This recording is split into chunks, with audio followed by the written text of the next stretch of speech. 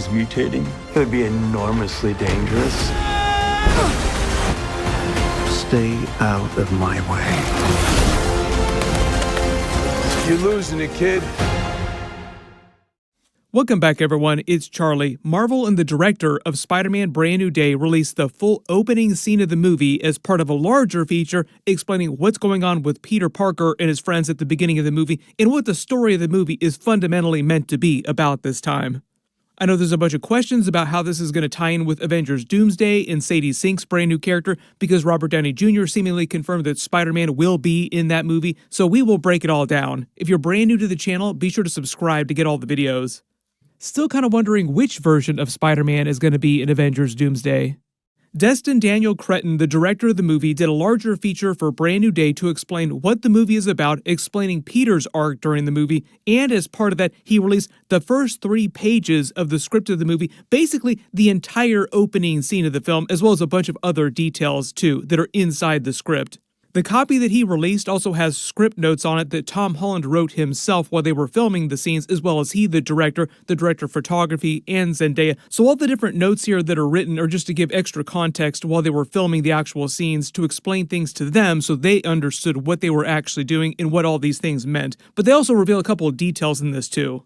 Really good example of that is how Peter is making his technology now that he doesn't have Iron Man's resources and Stark Industries' help. So we will break that all down as we read through the opening script here and point out all the big reveals and all the extra details that are in their notes too. A whole lot of zooming and enhancing on a lot of the details here. Starting at the beginning, the first big one here, literally with the opening Marvel Studios logo titles. Notice it says the script calls it the Marvel Flip card, the one that plays before every Marvel movie. They always change it in subtle ways based on the movie that it's playing before. This time it's going to show all the memories that Peter no longer shares with Ned and MJ and Aunt May, and they refer to it in the script notes as a Back to the Future kind of moment where Peter Parker vanishes from reality like Marty McFly's picture during Back to the Future, where he starts to vanish as the timeline changes. But in this case, it's memories that cause him to vanish from people's memories. And the actual opening scene here is actually from some of the trailers that we've seen before, so we've actually seen pieces of the opening scene, just in different order. They broke it up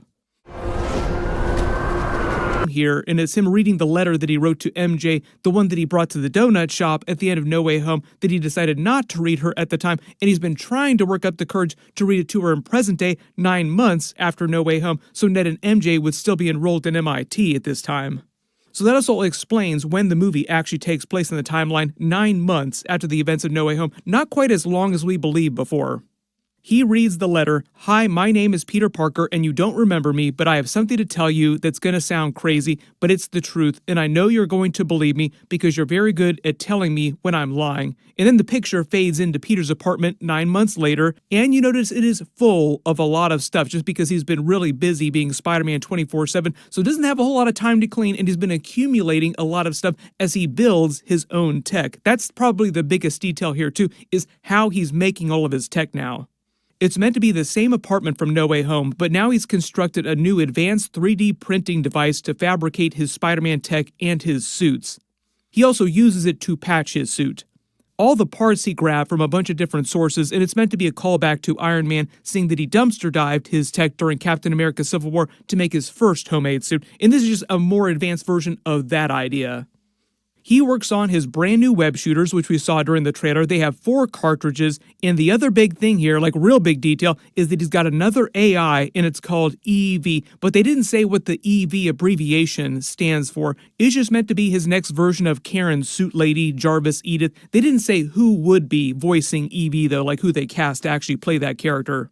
While Peter is working on his suit, he gets a small, sharp headache, our first inkling that living completely in the shadows is taking its toll on him. Something is changing, and it may not be for the better. Peter shakes it off, hoping it's nothing. This is just meant to be the early signs of his spider transformation. His evolution is about to happen.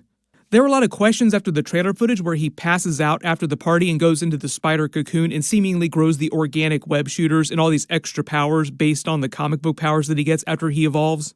Now it kind of seems like there's no one source that actually caused that to happen. It's been happening slowly over time, like he's been slowly preparing to actually go into this cocoon and